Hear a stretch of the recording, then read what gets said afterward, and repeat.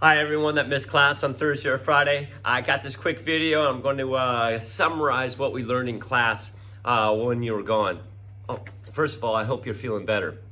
Up on Google Classroom, there's this skeleton note sheet.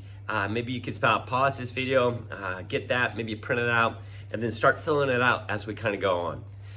By no means am I going to do it the same way I do it in class. I'll give you a more summarized version of it. All right, it starts off doing some quick ocean facts. The first bullet says that there are 4 major oceans. I think you already know them.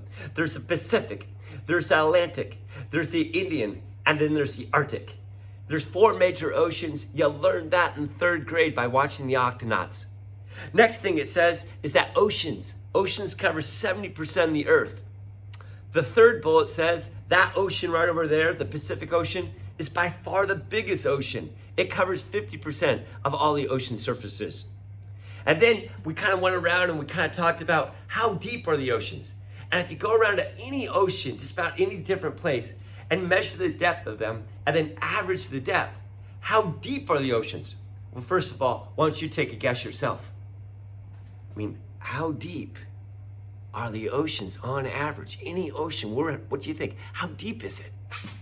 Well, the answer is 12,467 feet deep. That's like 2 miles. So that was our first section of our notes, some quick ocean facts. And then we did another boring section called ocean structure. Now on your notes, there's 5 bullets, and then there's a big blank space below that. In that big blank space, draw this picture. I mean, draw the whole ocean. I mean, just gotta draw the ocean like this. And then you gotta draw land. Have land to go out like this. I'm gonna write that land. I think you know, I tell a lot of stories in class, and in this class I'm gonna tell stories about my homeland, Issaquah. It's where I grew up. My dad was a redneck. He still is a redneck. And he taught me how to be a redneck. And what he would do is every summer he'd take the whole family and we'd go to Westport, Washington, right on the Washington coast. And we go salmon fishing for a whole week. We get in our boat and we launch out and we go out in the Pacific Ocean. And we go out there 2 miles out in the ocean. And then I asked the class, how deep is it right there? Actually, 2 miles out in the ocean, it's only 80 feet deep.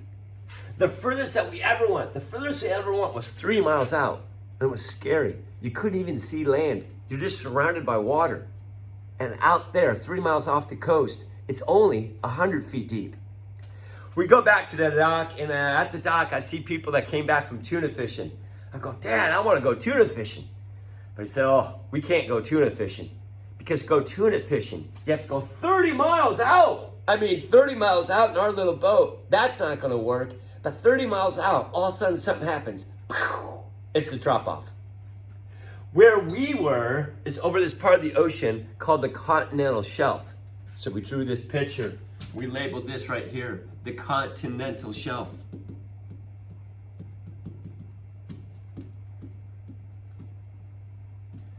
And then this, the drop off is what Nemo called it, but it's where that shelf breaks. So it's called the shelf break.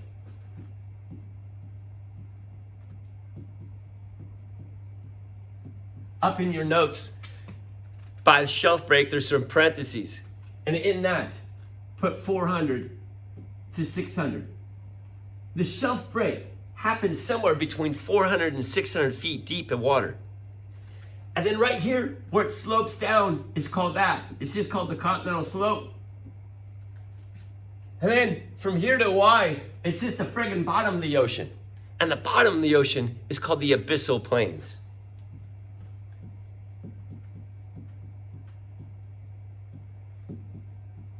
Again, in your bullets, there's some parentheses by the abyssal plains. The abyssal plains, they average somewhere between 11,000 and 13,000 feet.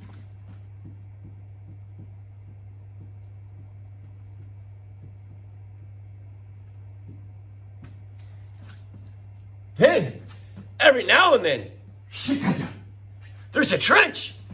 We labeled it trench. And a trench is defined as anything over 13,000 feet.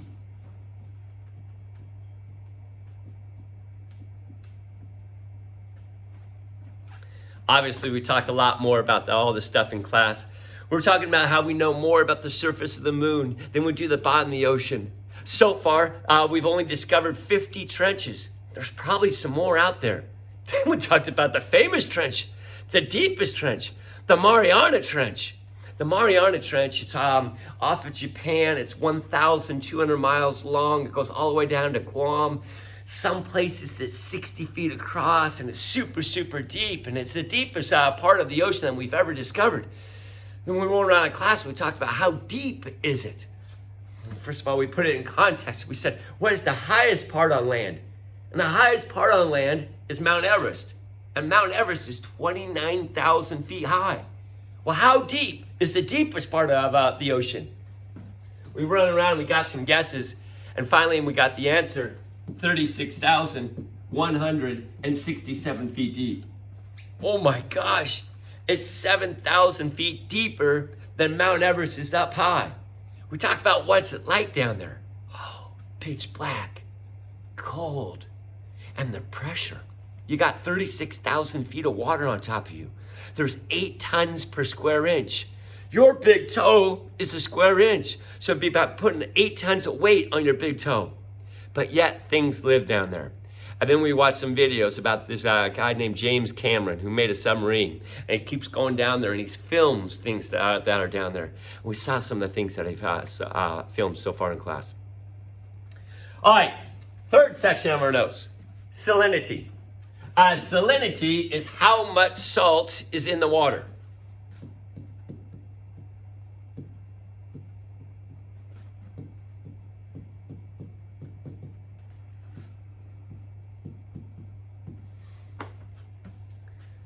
Remember the lab?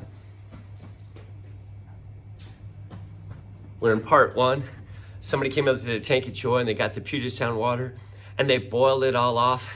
And what is left behind is just salt. What kind of salt is this? Oh, it is. Yeah, it's sea salt. We made sea salt. Look, I did it on a big scale. I got this filled up with Puget Sound water. I evaporated it all out, and all this is sea salt. Man, I could put it in this jar right here, and I could get my own sea salt. You can make your own sea salt. Salinity is how much salt is in the water. How salty is the ocean? Well, the ocean is 35 ppt.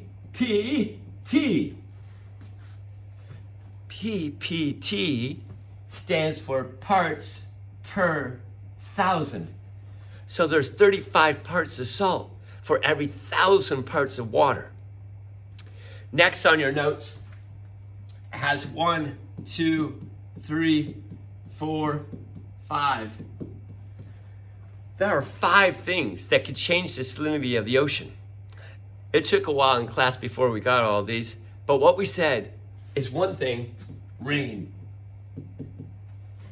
I went to the Tank of Joy. I had my water bottle. I just started pouring water in there. And then I tasted the Tank of Joy. By having the water rain in the ocean, is it going to make the ocean more salty or less salty? You're right, less salty. So we put an arrow going down. Then the other thing we came up with in class is evaporation. If it's really, really, really, really hot and water starts to evaporate, only water is going to evaporate and it's going to leave the salt behind. So that's going to make it more salty. So I'm going to put an arrow going up. Then we said rivers. Wherever there's a river going in the ocean, that's adding fresh water to the ocean. So it's going to make the salinity go down. You guessed it. Next is an iceberg. It falls in the ocean, then it melts. Ice, melt. Again, it's going to add fresh water to the ocean, so it's going to make it less salty. The opposite of this is like what's happening up in Alaska right now. It's so cold that the ocean is freezing. And when the ocean freezes, only the fresh water comes up and makes the ice, and it leaves the salt behind.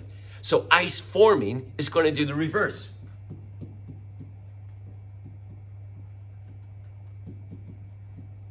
It's going to make the salinity go up. I gotta pause my video.